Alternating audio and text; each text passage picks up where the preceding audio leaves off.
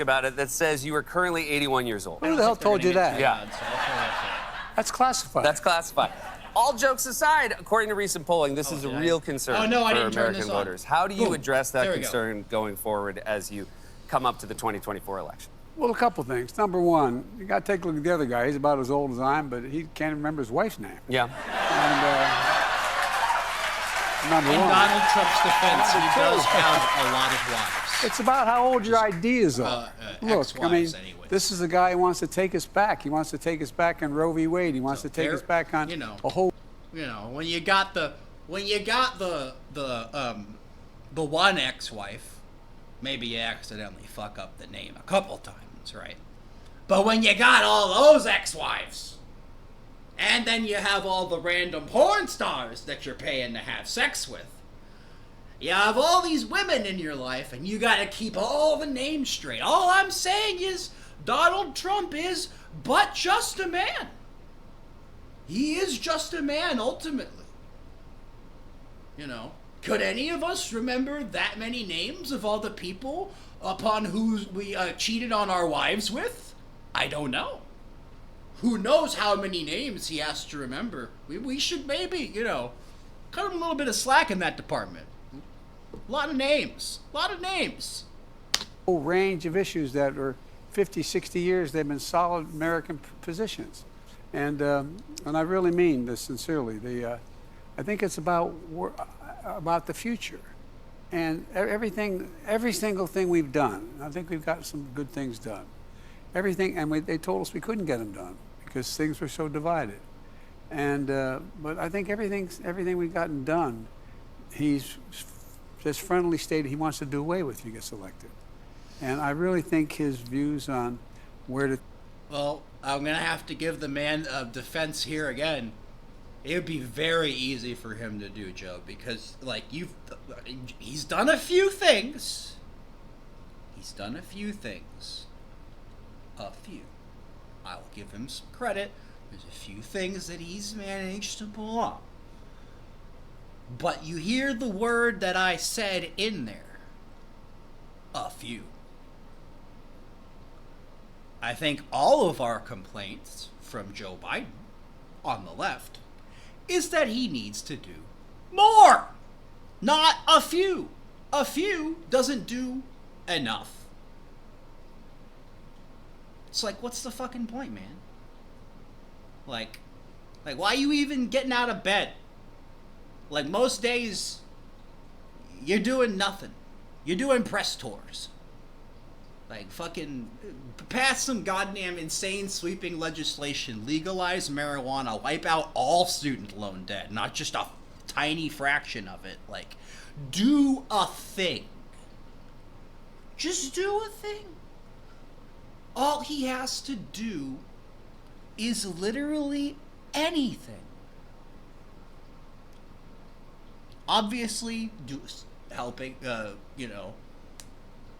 doing more to make the situation in Palestine not fucked up would also go a very long way. But, like, even if he did one slightly, like, big thing, like, even not that, we'd have to be like, well, I mean, if the man legalized weed, I'd have to be like, I know he's supporting one of the worst genocides I've ever heard of. I'm aware of this. But the man got me my smoke. And ultimately, no. Even then, I'd be like, I said it yesterday, I'm going to say it again. Ultimately, I want old men to do what old men do.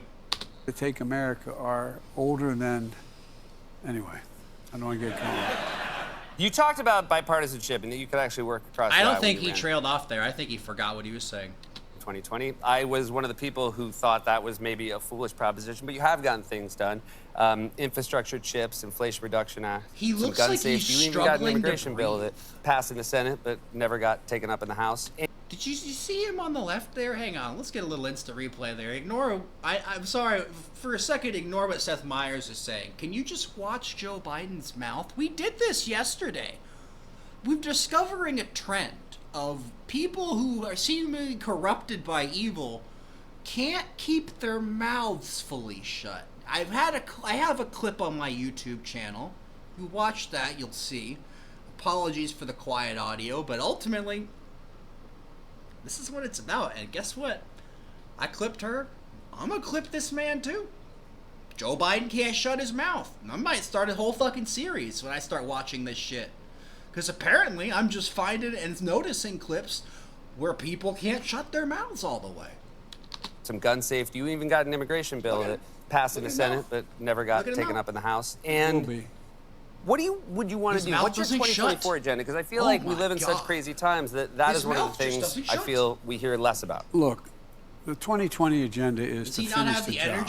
For example, we're now in a position where we have the strongest economy of any major nation in the world, number one. We've got a way to go yet.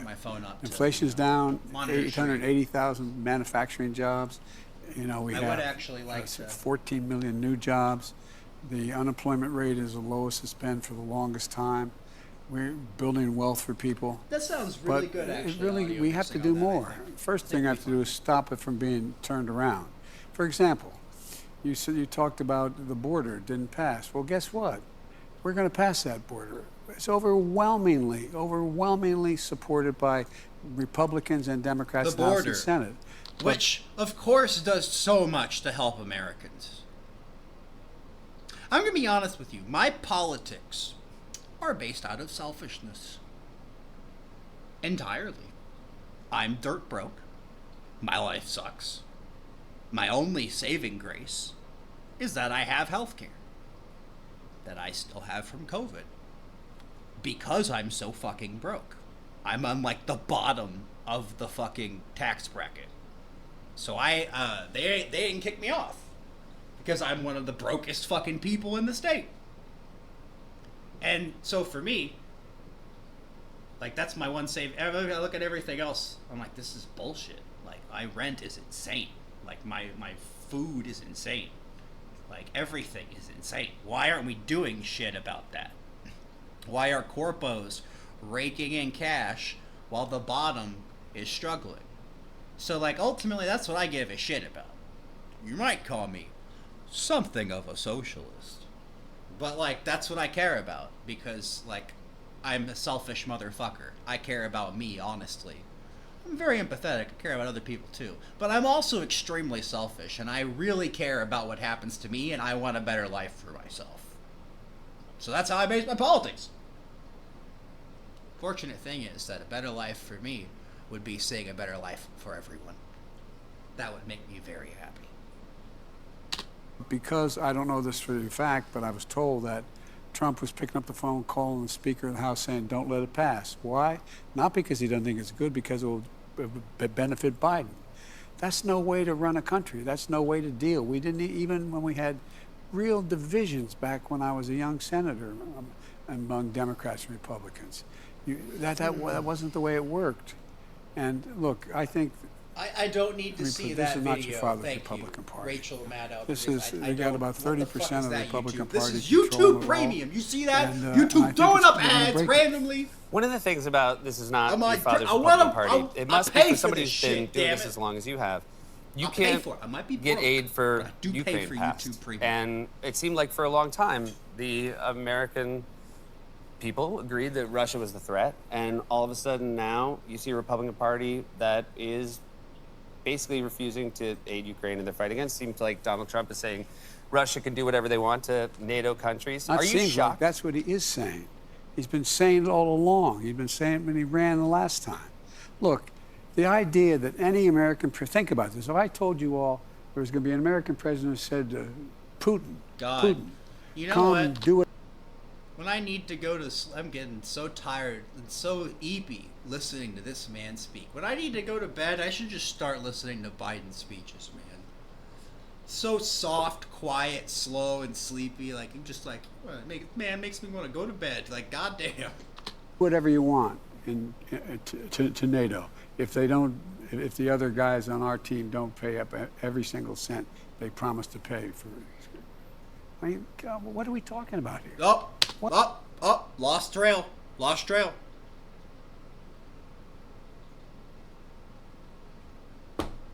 That's what I'm saying, man. This is it. Come on, bro. God damn it. Just put this man on... Listen here, Joe. Hit up your fucking son, get on him of his crack, and fucking get out there and fucking get to work. Get to work. Put this man on some crack. What in God's name? How the idea that the President of the United States is inviting Vladimir Putin to invade Western countries is bizarre. Absolutely bizarre. And it's totally against our interest. And by the way, I've known every major foreign leader for the longest time, and I know all these guys extremely well. They're scared to death what it means for them. For them, what it means if we walk away.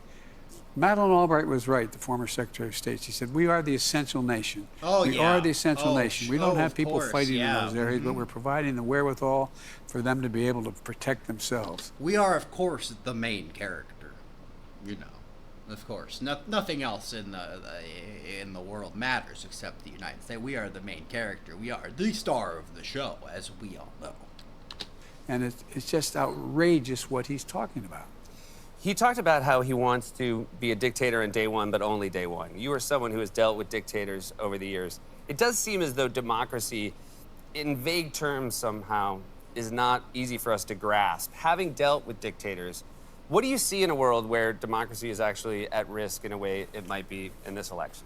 The first thing they do, the dictators do, is they disregard whatever the rule of the law is. They just disregard it. Here's the guy who says he thinks he can change the Constitution and ignore it. Just ignore portions of the Constitution. Here's the guy who talks about retribution. Here's the guy, look, you have the guys, the thousands of people who stormed the Capitol. They're insurrectionists. 2 cops died. And don't forget, of course, national hero, Ashley Babbitt, who was totally not a scum-sucking piece of shit at all.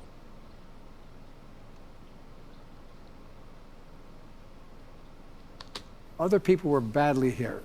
And what did he say? They got convicted and or they pled guilty, and he said they're patriots? God, patriots? And he says he's going to forgive them all. Every one of them is going to be released. That's what happens in Eastern European countries. That's not what happens in America. And the idea that he thinks he can do that, the idea he talks about things like, for example, the idea that he said the Congress wants to pass an overwhelmingly a border provision that would allow us to control the border. First bill ever introduced called for that. His fingers are kind of hanging. He's saying, look at his no, fingers. don't do that because that'll help Biden. They're not really... Help Biden. Let's see my fingers. It's not about Biden. It's about the United States of America. They're like straight, like his. And look, it just... kind of hanging there, a little loose. I don't want to get started. Like they're too heavy. Yes, give praise, I democracy in the state. It literally is. I want to ask about the situation right now in the Middle East. You've forcefully spoken about the horrible events of October 7th and how Hamas is a continuing threat. He is literally as well-minded as my grandpa, who I do not think should be living alone currently. You've said that the response in Gaza is too much and that the loss of an innocent life in Gaza is just as horrible as the loss of an innocent life in Israel. And yet there have been calls for an immediate ceasefire. You have not supported those calls. Again, you seem like an optimistic person. You believe maybe there's a future for a 2-state solution, but from where I'm sitting, it does seem like there doesn't seem to be any appetite for that right now.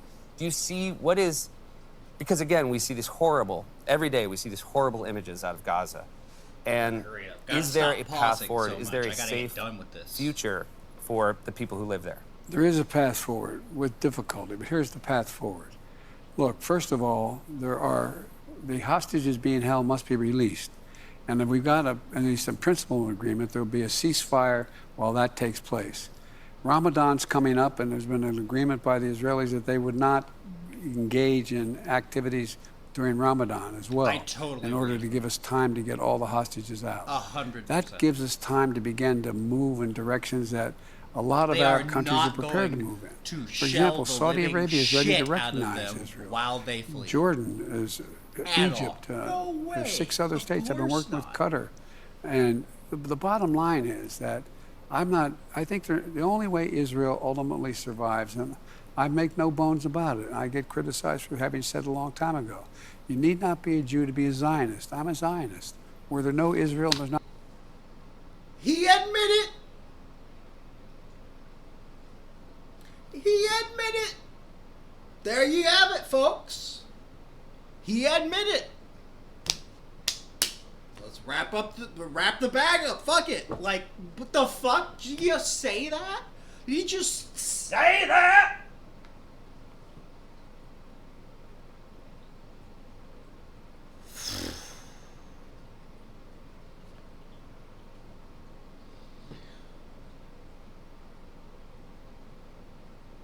Oh, we are fucked.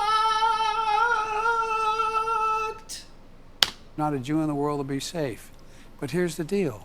They also have to take advantage of an opportunity to have peace and security for Israelis and Palestinians who are being used as pawns by Hamas. And so there's a process underway that I think if we get that temporary ceasefire, we're going to be able to move in a direction where we can change the dynamic and not have a two-state solution immediately, but a process to get to a two-state solution, a process to guarantee Israel's security and the independence of the Palestinians, but without them being able to, for example, invite in another country to provide their defenses. There's ways to do this, and I don't have time to go into it now, but and in the meantime, there are too many innocent people that are being killed. Don't lie. And Israel has slowed down the attacks in Rafah. They have to, and they've made a commitment to me. They're going to see to it that there's ability to evacuate significant portions of Rafah before they go and take out the remainder of Hamas. Thank you for letting me know that Joe Biden was starstruck but it's a process. Michael and Moore. Look, Israel has had the overwhelming support of the vast majority of nations. If it keeps this up without this incredibly conservative government they have, and Ben-Gvir and others, I've known every major foreign policy leader in Israel since Golda Meir, they're going to lose support from around the world. And that is not in Israel's interest. Well, I wish you the best of luck. Then with tell that, them to they are fuck really off. horrifying scenes, and I'm happy to hear you agree with that as well. I do want to close by thanking you for something. When you were here in 2014, you gave me two gifts. First, you gave me an Amtrak whistle. All right.